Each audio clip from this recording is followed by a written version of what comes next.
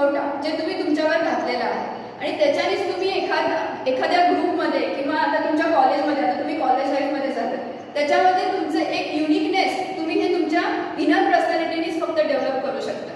Right ना. Next, your way of thinking also represent your personality, and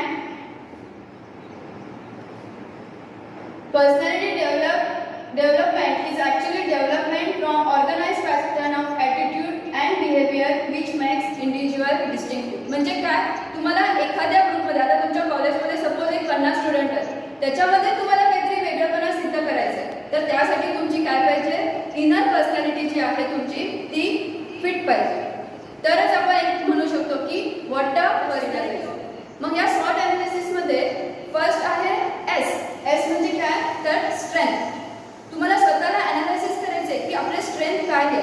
suppose आता तुमचं maths चांगलं आहे आणि तुमचं जर थेरी म्हणजे एक लर्न करायची जी हॅबिट असते ती वीक आहे, हे तुम्हाला ओळखून घ्यायचं आहे की तुमचं काय चांगलं आहे. मॅथ्स चांगलं आहे तर तुमचं थेरी चांगलं आहे, ह्याला म्हणायचं आहे स्ट्रेंथ. राईट.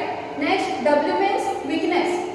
आता प्रत्येक पर्सनमध्ये विकनेस तर असणारच आहे, असं कुठलंच पर्सन नाही की जे 100% परफेक्ट आहे. मग विकनेस, तुमचं विकनेस तुम्हाला ओळखून घ्यायचं आहे. ठीक आहे, तुमचं मॅथ्स चांगलं आहे पण त्यामध्ये जरी काहीतरी विकनेस असेल, तुमचे कॅल्क्युलेशन वीक असतील किंवा तुम्हाला फॉर्म्युले लक्षात राहत नसतील, इक्वेशन फास्ट सॉल्व्ह करता येत नसतील, हे जे तुमचे विकनेस आहेत आणि ते कसे ओव्हरकम करायचे हे स्वतःला अॅनालाइज करायचं आहे तुम्हाला. Next, opportunity. आता हे स्ट्रेंथ आणि विकनेस हे अॅनालाइज केल्यानंतर त्या वेमध्ये जे काही अपॉर्च्युनिटीज आहेत ते तुम्हाला फाइंड आउट करायचे. आता तुमचं मॅथ्स चांगलं म्हणजे तुम्हाला इंजिनिअरिंग साईडला जायचं असेल किंवा प्रोफेसर बनायचं असेल किंवा त्या एखाद्या विषयामध्ये PhD करायची असेल, मग त्या गोष्टीसाठी म्हणजे मॅथ्स या सब्जेक्टमध्ये कुठले कुठले अपॉर्च्युनिटीज आहेत हे तुम्हाला फाइंड आउट करायला लागतं. स्ट्रेंथ झालं, विकनेस झालं, अपॉर्च्युनिटी झालं, देन थ्रेट्स. थ्रेट्स म्हणजे एक भीती. ठीक आहे, मी मॅथ्स घेतलंय, बायो सोडलं, मग आपण त्या दिशेने चाललोय, पण तिथं जर आपल्याला अनसक्सेसफुल झालो आपण किंवा काहीतरी आपल्याला एक प्रकारचं डिमेरिट्स असतील, ते सुद्धा तुम्हाला ओळखून ठेवायचे. म्हणजे ते जर डिमेरिट्स आले तर आपण कुठल्या पाथने जायला पाहिजे हे सुद्धा तुम्हाला आत्ताच हे माहीत असणं गरजेचं आहे. एक पॉज घ्या. जर PPT दिसत नसेल तर तिथं PPTच्या वर ॲरो असलेलं बटन, जे स्क्रीन दिसेल त्याला टच करा. वर ॲरो असलेलं स्क्रीन तिथं. PPT सगळ्यांना विजिबल आहे ना. जर नसेल तर तिथे एक ॲरो आलेला आहे, त्या ॲरोला क्लिक करा. वरच्या साईडला हे करा म्हणजे ते PPT तुम्हाला विजिबल होईल. डुप्लिकेट आन्सर लिहिलेलं. कंटिन्यू. आणि आवाज व्यवस्थित येतोय सगळ्यांना. ठीक आहे. आता कुठलं पण डिसिजन घेताना काय आहे, फर्स्ट तुमचं सॉर्ट ॲनालिसिस म्हणजे तुमचे स्ट्रेंथ काय आहे, तुमचे विकनेस काय आहे, ते दोन्ही जर फाइंड आउट केले तर त्या गोष्टीमध्ये तुम्हाला अपॉर्च्युनिटीज कुठले कुठले आहेत आणि त्यानंतर थ्रेट्स म्हणजे त्याचे जर डिमेरिट्स आले, त्याच्यामध्ये जे जे काही तुम्हाला खतरा म्हणजे काय म्हणतो आपण एक भीती त्या विषयाबद्दलची ती जर असेल, मग काय करायचं हे तुम्हाला स्वतःला काय करायचं आहे डिसाईड करायचं. आणि हेच तुमचं मेन पॉईंट आहे तुमच्या लाईफमधलं आफ्टर 10th की तुम्हाला काय करायचं. बरोबर. जर तुम्ही आत्ताच स्वतःला अॅनालाइज करून जर योग्य ते डिसिजन घेतलात तरच तुमचं काय होणार आहे, त्या विषयामध्ये किंवा त्या तुम्ही निवडलेल्या मार्गामध्ये तुम्हाला सक्सेस मिळणार. जर तुमचं विकनेस असेल एखादा विषय आणि जर तुम्ही पॅरेंट्स सांगतायत म्हणून किंवा फ्रेंड्स सांगतायत म्हणून जर तिथं जात असेल तर तुम्हाला त्याची एकतर आवड नसणार आहे आणि त्याच्यामध्ये तुम्हाला सक्सेस पण मिळणार नाही. बरोबर.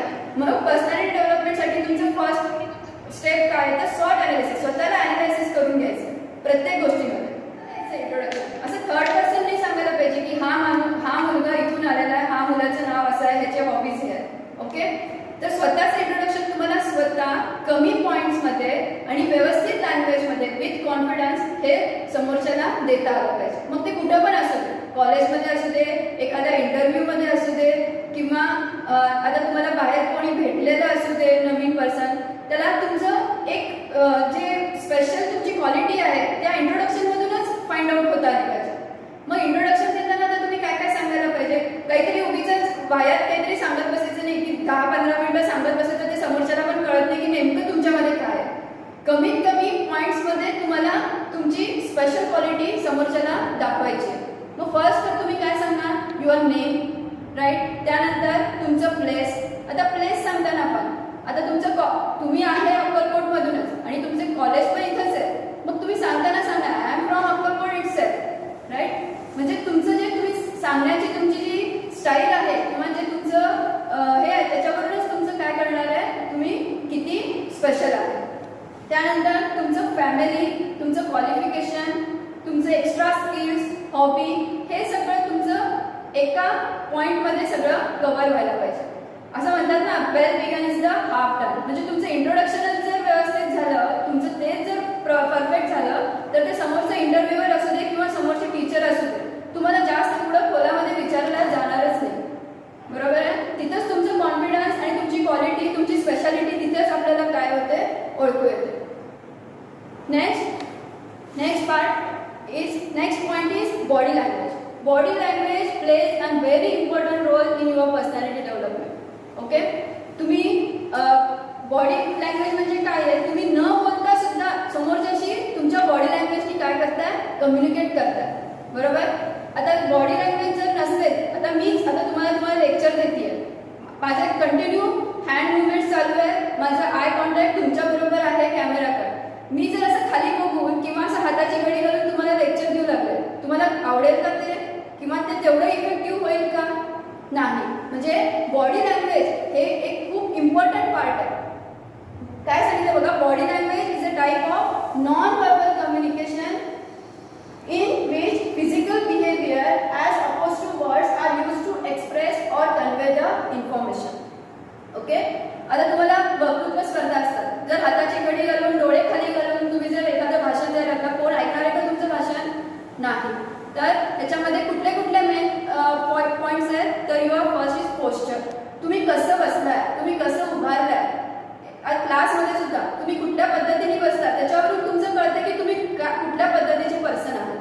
बरोबर? असं वेडं वाकडं कसं तरी बसलाय, it's not good. Next is hand motion. प्रत्येक गोष्ट तुम्ही सांगताना समोरच्याला किंवा टीचरला आन्सर करताय तेव्हा तुमचे हँड्स कंटिन्यू मुवमेंट्स असायला पाहिजे. मग तुम्ही किती का ब्रँडेड कपडे घाला, महागाचं घड्याळ घाला किंवा काही पण करा, आणि तुम्ही जर असं खाली वाकून बसला क्लासमध्ये, तर व्हॉट्स युअर पर्सनॅलिटी इज, म्हणजे तुम्ही काहीच रिप्रेझेंट करत नाही. बरोबर? म्हणजे महत्व कशाला आहे, तुमच्या बॉडी लँग्वेजला. Next facial expression. आता फेशियल एक्सप्रेशन, तुम्ही एखादा डान्स बघताय, ओके, आता तुम्हाला डान्स करताना सुद्धा समोरच्या व्यक्तीचं, जर आता suppose Madhuri Dixit for example, ती डान्स करते पण त्याबरोबर तिचे फेशियल एक्सप्रेशन आहे. बरोबर? एखादं स्टेप तिने चुकली आणि जरी त्यांचे फेशियल एक्सप्रेशन व्यवस्थित असेल तरी पण ते डान्स आपल्याला काय होतं, आवडतं. जर विदाउट फेशियल एक्सप्रेशन नुसतं डान्स करत राहिले असतील तर आपल्याला आवडलं असतं का? नाही. म्हणजे फेशियल एक्सप्रेशन हे सुद्धा काय आहे, very important. Next is eye contact. आता तुम्ही एका टीचर समोर उभारलाय, तुम्हाला आन्सर देताय, जर खाली बघून आन्सर द्यायला लागला तर तुम्हाला टीचरला तरी आवडेल का? पुढं त्याच्यामधून आपल्याला कसं मार्ग काढता येईल, मग आपण त्यासाठी काय करायला पाहिजे, कुठल्या पद्धतीने मेहनत घेतली पाहिजे, हे तुम्हाला बघावं लागणार. म्हणजे हे काय झालं, positive thinking. It will give positive. जेवढं तुम्ही पॉझिटिव्ह थिंकिंग करताल तेवढं तुमचं आउटकम काय असणार आहे, पॉझिटिव्ह असणार. कारण प्रत्येक गोष्टीमध्ये जेव्हा तुम्ही एखादी जर्नी चालू करताय तेव्हा प्रत्येक वेळी तुम्हाला हे काय म्हणतात, अपयश हे कुठल्या ना कुठल्या गोष्टीत येणारच आहे. डायरेक्ट सगळ्यांना कुणालाही सक्सेस मिळालेलं नाही आहे. असं कुठलाच एक पण पर्सन नाही आहे या जगामध्ये की डायरेक्ट त्यामध्ये उतरला नाही आणि डायरेक्ट सक्सेसफुल होऊनच बाहेर पडले. बरोबर? पण तुमचं तिथं जे थिंकिंग असणार आहे ते काय आहे, इम्पॉर्टंट आहे. आमच्या कॉलेजमध्ये नेहमी सर आम्हाला एक वाक्य सांगायचे, अगर वो दिन नहीं रहे तो ये दिन भी नहीं रहे. म्हणजे काय, ते जर सुखाचे दिवस राहिले नाही तर हे दुःखाचे सुद्धा दिवस राहणार नाही. आता आत्ताच तुमचं रिअल लाईफ एक्झाम्पल घ्या, करोना, राईट? आता जर करोना नसलं असतं तर आपण हे ऑनलाईन केलं असतं का? नाही, कॉलेजमध्ये येऊन केलं असतं. पण त्यातून पण आपण मार्ग काढला. असं नाही की करोना आलाय सगळं सोडून दिलं, नाही. त्याच्यामधून पण आपण पॉझिटिव्ह थिंकिंग करून तुमच्यापर्यंत आम्ही पोहोचण्याचा प्रयत्न करतोय. म्हणजे आपण काहीतरी काय करतोय त्याच्यातून गेन करतोय. निगेटिव्ह विचार करून आपण बसलो नाही आता कधी चालू होईल, काय होईल, नाही. तुम्हाला ते करत राहायचंय. म्हणजे show must go on, right? हे तुमचं काय आहे, पॉझिटिव्ह थिंकिंग. आणि हे जेवढं करेल, आता काहीतरी काय तुम्हाला याच्यातून पॉझिटिव्ह आउटकम मिळणारच आहे या सेशनमधून. आतापर्यंत 10 ते 20 तारखेपर्यंत आपण जे काय बघणार आहे त्याच्यातून. बरोबर ना? म्हणजे असं काही नाही आहे की त्याच्यामध्ये निगेटिव्ह विचार करून बसायचे, आपण तिथपर्यंत पोहोचू शकत नाही. म्हणजे पॉझिटिव्ह थिंकिंग काय आहे? It's a more important thing. Next, be more passionate. Passionate म्हणजे काय? आता तुम्ही एक सेट केलाय गोल तुमचा, ठीक आहे. त्यापर्यंत पोहोचण्यासाठी तुमचं जे पॅशन आहे, पॅशन म्हणजे तुमचं ते करायची जी तयारी आहे ती 100% पाहिजे, बरोबर. आता आपण फॉर एक्झाम्पल घेऊया, एखाद्याला क्रिकेटमध्ये एकदम बेस्ट बॅट्समॅन बनायचं. ओके, आता बॅट्समॅन बनायचं म्हणून फक्त बॅटिंग केलं तर चालेल का? जेव्हा मॅच चालू होणार आहे तेव्हा फिल्डिंग पण करावं लागणार आहे. पण असं म्हणून चालणार नाही, नाही बाबा मला फिल्डिंग आवडत नाही, मी फिल्डिंग करणार नाही, मला बॉल पकडता येत नाही. चालणार आहे का? नाही. जर तुम्हाला बेस्ट बॅट्समन बनायचं असेल तर हे मध्ये जे येणारे मार्ग आहेत, भले तुम्हाला ते नाही आवडू दे, पण ते विथ पॅशन तुम्हाला ते कम्प्लीट करावं लागणार आहे, बरोबर. म्हणजे फिल्डिंग सुद्धा तेवढीच इफेक्टिव्हली तुम्हाला करावं लागणार आहे जेवढं तुम्ही इफेक्टिव्हली ते बॅटिंग करताय. तरच तुम्ही ते मॅच जिंकणार आहे, आणि ते मॅच जिंकलं तर तुम्हाला नेक्स्ट परत चान्स मिळणार आहे गुड बॅट्समन बनायला, बरोबर आहे ना. म्हणजे जरी तिथं काही न आवडीचं असं, आता तुम्हाला सायन्स साईड घ्यायची आहे, ठीक आहे, सायन्स साईड घेऊन तुम्हाला इंजिनिअरिंग बनायचं. आता इंजिनिअरिंगला जास्त पुढं फिजिक्स केमिस्ट्री लागत नाही, म्हणून आता 11वी-12वीमध्ये फिजिक्स केमिस्ट्रीचा अभ्यास नाही केला तर चालेल का? नाही. म्हणजे ते अचीव्ह करण्यासाठी तुम्हाला हे जे मधलं सुद्धा आहे हे काय करायचं आहे? With passion. म्हणजे तेवढं तुम्हाला जिद्दीने, तेवढं तुम्हाला तेवढी एनर्जी त्या गोष्टीमध्ये घालून ती गोष्ट काय करायची आहे? कम्प्लीट करायची आहे. Okay. Then be a fighter not a quitter. तुम्हाला फायटर बनायचं, विटर नाही, बरोबर ना. फायटर म्हणजे काय? जे काही येणार आहे तुम्हाला तुमच्या जर्नीमध्ये त्याला काय करायचंय? फाईट करायचं विथ पॅशन. पॅशन आणि हे विथ फायटर हे दोन्ही एकमेकांशी काय आहे? रिलेटेडच आहे. फायटर बनण्यासाठी तुम्हाला स्ट्रॉंग बनायचं, लगेच क्विट करायचं नाही आहे कुठली पण गोष्ट. हा नाही बाबा मला जमत नाही, नो. तिथे लगेच तुमचं कॉन्फिडन्स लूज होऊ द्यायचं नाही आहे, तिथे फाईट करायचं आहे तुम्हाला. Okay. B a fighter not a विटर. possess the quality of patience. Patience सुद्धा खूप इम्पॉर्टंट गोष्ट आहे, बरोबर. पेशन्स जर तुम्हाला नसते तर तुम्ही काहीच अचीव्ह करू शकत नाही. आता मला आज नाही मिळालं, ठीक आहे, पेशन्स, आणि ते पण पॉझिटिव्ह सेन्सने तुम्हाला पेशन्स ठेवायचे. पण कधीच मिळणार नाही म्हणून लगेच शांत बसायचं असं नाही. तुम्हाला ते, आता तुमचं ओरल एक्झाममध्येच फॉर एक्झाम्पल एखाद्याचा रोल नंबर एकदम लास्ट आहे, बरोबर. त्याचा नंबर माहिती आहे 5 वाजता किंवा संध्याकाळी 6 वाजता येणार आहे, त्याला तेवढे पेशन्स ठेवावेच लागणार आहे. ते पण पॉझिटिव्ह अप्रोचनी विथ कॉन्फिडन्स. 5 वाजता येणार आहे म्हणून तेवढे पेशन्स ठेवायचे नाही, तुम्हाला चीड येणार. जर तुम्हाला एखादी टीचर म्हणले असते 11 वाजता आहे आणि 11 वाजता ते टीचर आले नाही आणि सपोज आले ते 4 वाजता, म्हणजे 11 ते 4 जे हे तुमचं टाइम ड्युरेशन आहे ते तुम्हाला विथ पेशन्स हँडल करायचं. लगेचच तिथं म्हणजे ढासळून जायचं नाही. म्हणजे पेशन्स सुद्धा काय एक इम्पॉर्टंट गोष्ट आहे तुमच्या लाईफमध्ये. कुठलीही गोष्ट असू दे, तुमच्या डे टू डे लाईफमध्ये सुद्धा असू दे, पेशन्स असणं खूप इम्पॉर्टंट आहे. त्यानंतर don't be a over confident. हे खूप महत्त्वाची गोष्ट आहे. असं लगेच असं म्हणलं हे काय माझ्या हातून होऊन जाईल, नाही. कॉन्फिडन्स असणं आणि ओव्हर कॉन्फिडन्स असणं यात खूप फरक आहे. कॉन्फिडन्स हे प्रत्येकाला असायला पाहिजे. कॉन्फिडन्स शिवाय आपण कुठली गोष्ट करू शकत नाही, पण ओव्हर कॉन्फिडन्स कधीच नसायला पाहिजे. ओके. ओव्हर कॉन्फिडन्समध्ये तुमचं जे सक्सेसचं ग्राफ आहे हे स्लोप जे आहे ते हळूहळू वाढायला पाहिजे. डायरेक्ट तुम्ही फर्स्ट स्टेपवर लास्ट स्टेपवर पोहोचू शकत नाही. तसं पोचलं तर लगेच ते स्लोप खाली यायला पण वेळ लागत नाही. येतं लक्षात. आणि जर तुम्ही हे ओव्हर कॉन्फिडन्सने केलं तर काहीच अचीव्ह होत नाही. मला फिजिक्समध्ये तुम्हाला सपोज आता युनिट टेस्टमध्ये पडले 50 पैकी 40, जाऊ दे मग कशाला अभ्यास करायचा, मला तर एवढे पडाले, फायनल एक्झामला तर नक्कीच 90 पडले. नाही, हे ओव्हर कॉन्फिडन्स झालं. ओके. म्हणजे ओव्हर कॉन्फिडन्स कुठल्याही गोष्टीमध्ये ठेवणं हे तुमच्यासाठी घातक आहे. कधी पण ओव्हर कॉन्फिडन्स ठेवायचं नाही. Next is handle your emotions. Okay. आता इमोशन्स हँडल करायचे आहेत तुम्हाला कुठल्या पद्धतीने. आता तुम्ही एक्झाम्पल घ्या, तुम्हाला एखादं कोणतरी रागवतंय समोर, तुमची चूक नाही आहे, मान्य आहे मला, पण तुम्हाला त्यावेळी काय ते राग येत आहे का, तर एक 4 चौघात आपल्याला बोलायला असतं किंवा तुमचं इगो हर्ट झालेला असतो, बरोबर. पण ते इमोशन्स तुम्हाला काय करायचे, तिथं कंट्रोल करायचे. लगेच समोरच्याला बोलून दाखवायचं, तिथल्या तिथं लगेच त्याच्याशी वादावाद घालून आपल्याला ते सगळं डिसमिस करायचं नाही. आता तुम्ही इंटरव्ह्यूला गेलाय, तुम्हाला इंटरव्ह्यूवर काहीतरी तुमच्या इगोला हर्ट करण्यासारखं बोलला, तर तुम्ही तिथं रागाला येणार का? नाही. तुमचे तिथं ते इमोशन्स हँडल करणं खूप इम्पॉर्टंट आहे. लगेच हताश होऊन बसायचं किंवा लगेच तुमचं अँगर दाखवायचं, लगेच ॲटिट्यूड दाखवायचं नाही. बाबा हे टीचर मला रागवले, त्या टीचरच्या लेक्चरला मी पुढं ह्याच्या पुढं कधीच बसणार नाही, हे योग्य आहे का? नाही. तिथल्या तिथं तुमचे इमोशन्स हे तुम्हाला कंट्रोल करता आले पाहिजे.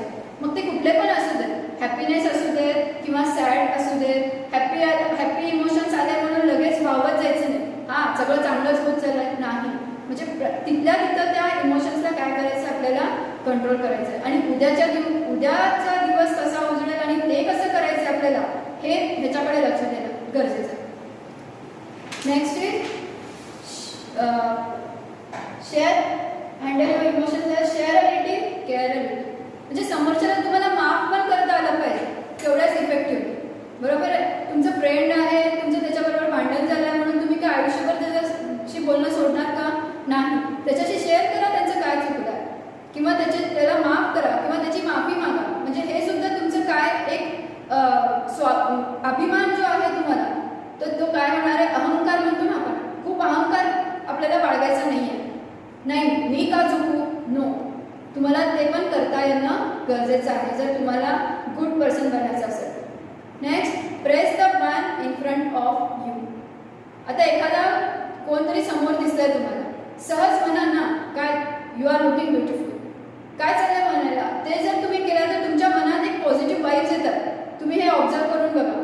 त्याच्याबद्दल असं हे काय म्हणतात, असं ईर्ष्या ठेवायची नाही आहे, हा बाबा हा पुढे चाललाय मग आपण मागे नाही. त्याला समोरच्याला ॲप्रिशिएट करा. त्याच्याबरोबर मग तुम्ही पण भले पुढे जाऊन तो तुम्हाला हेल्प करेल त्या गोष्टीसाठी आणि तुम्हाला त्याच्याबरोबर तुम्हालाही सक्सेस मिळेल. बरोबर. म्हणजे काय, press the one in front of you, it gives you a positive vibes in your mind. हे तुम्ही एकदा करून बघा, साधा घरामध्ये करून बघा. आज आईने जेवण बनवलं, सहज म्हणा आईला, आई आजची भाजी खूप छान झाली. बघा त्यांच्या चेहऱ्यावरचं हास्य आणि त्या हास्य आणि त्या काय म्हणतात त्या तेवढ्या उमेदीने तिने पुढची आई उद्या भाजी बनवेल, ती आजच्यापेक्षा चांगली होईल. बरोबर. म्हणजे तुम्ही समोरच्याच्या पण मनात तुम्ही पॉझिटिव्हनेस इन्क्रीज करताय आणि स्वतःच्या पण मनात तेवढं पॉझिटिव्हनेस इन्क्रीज करताय. Next is communicate effectively. हे तर खूप इम्पॉर्टंट आहे. तुमचं नम्रता, तुमची विनम्रता, किती राग येऊ दे, किती सॅडनेस असू दे, समोरच्याशी तुम्ही ज्या पद्धतीने बोलताय हे खूप इम्पॉर्टंट. घरीसुद्धा वडील रागवले, उलटं बोललेलं चालेल का? किती केलं तरी ते मोठे आहेत, भले त्यांचं चुकलेलं असेल, मान्य आहे, असं काही नाही की नेहमी तुम्ही चुकता, समोरचं पण चुकलेलं असेल, पण त्यांना ते काय चुकलंय किंवा काय करायला पाहिजे होतं हे तुमची जी सांगण्याची पद्धत आहे ही खूप इम्पॉर्टंट आहे. भांडणं करून आपल्याला काय मिळणार नाही आहे त्याच्यातून. म्हणजे तुमचं कम्युनिकेशन विथ दॅट पर्सन हे खूप चांगलं असायला पाहिजे. मित्रांमध्ये सुद्धा कधी कुठल्याही ग्रुपमध्ये जावा, तुम्ही कॉलेजमध्ये जावा, तुमचं फ्रेंड सर्कल असू दे, तुमचं घर असू दे, तुम्ही उद्या पुढे जाऊन जिथे काही जॉब करताल तिथे असू दे. आता सपोज तुम्ही उद्या जाऊन डॉक्टर झाला आणि तुम्हाला पेशंट काहीतरी एक 4-5 वाकडे तिकडे प्रश्न विचारत असेल, तुम्ही त्याच्याशी योग्य ते बोलणं गरजेचंच आहे, तरच तरी तुमच्याकडून उद्या ट्रीटमेंट घेईल ना. तुम्ही जर त्याच्या अंगावर तुम्ही अजून बसवून गेला डॉक्टर बनवून, तर तो पेशंट पण नीट होणार नाही आणि तो तुमच्याकडे उद्या येऊन ट्रीटमेंट पण घेणार नाही. जर डॉक्टर व्यवस्थित बोलला तर आपला अर्धा आजार तिथेच कमी होतो. असं आपल्याला अपेक्षा असते ना, आपण दवाखान्यात गेल्यावर डॉक्टरांनी आपल्याशी व्यवस्थित बोलावं, आपल्याला व्यवस्थित ट्रीटमेंट द्यावी.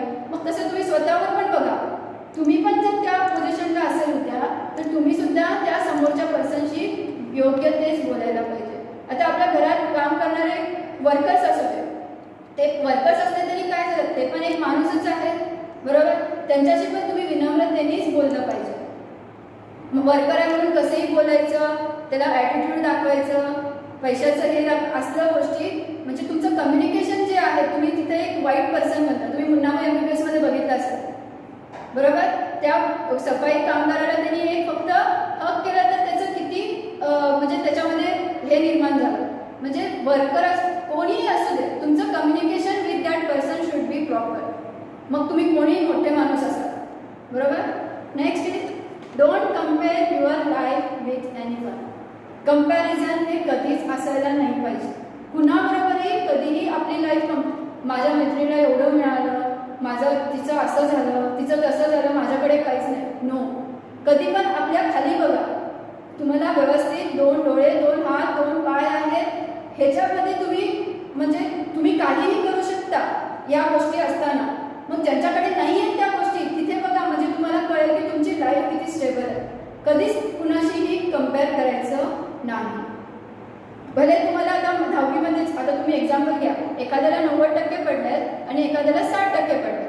बरोबर. ज्याला 90% पडलेत त्याला करायचंय कॉमर्स, म्हणजे कॉमर्समध्ये त्याला पुढे जाऊन ग्रॅज्युएशन घ्यायचं. आणि ज्याला 60% पडलेत तो सायन्स, आणि दोघं पण बेस्ट फ्रेंड आहेत. ओके. मग असं तुम्ही कंपॅरिझन करू नका ना की तो सायन्स साईडला गेला मग मला पण तिथंच जायचंय, मग मला तर CA व्हायचं होतं, कसं करणार. नाही. तुमची लाईफ आहे. तुमचं जे काय आहे तुमच्या सिच्युएशननुसार तुम्हाला ते हँडल करायचं. तेवढं आपल्याकडे आहे का, आपण ते करू शकतो का, ह्याचा विचार करायचा. उगीच कंपॅरिझन करून काही गोष्टीच्या वेगवेगळे डिसिजन घेऊन आपल्याला तिथं पुढे जायचं नाही. ओके.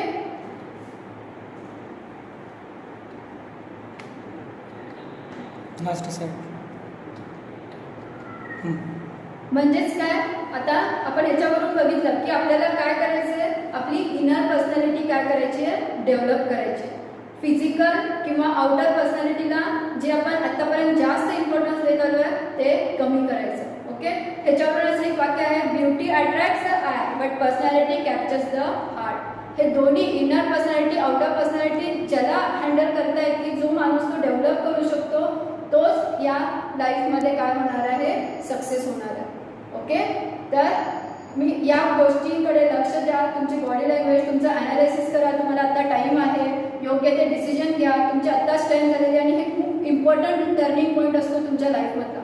इथं जर तुमचं डिसिजन चुकलं तर पुढचे सगळे डिसिजन तुमचे काय होणार आहेत, रॉंग होणार.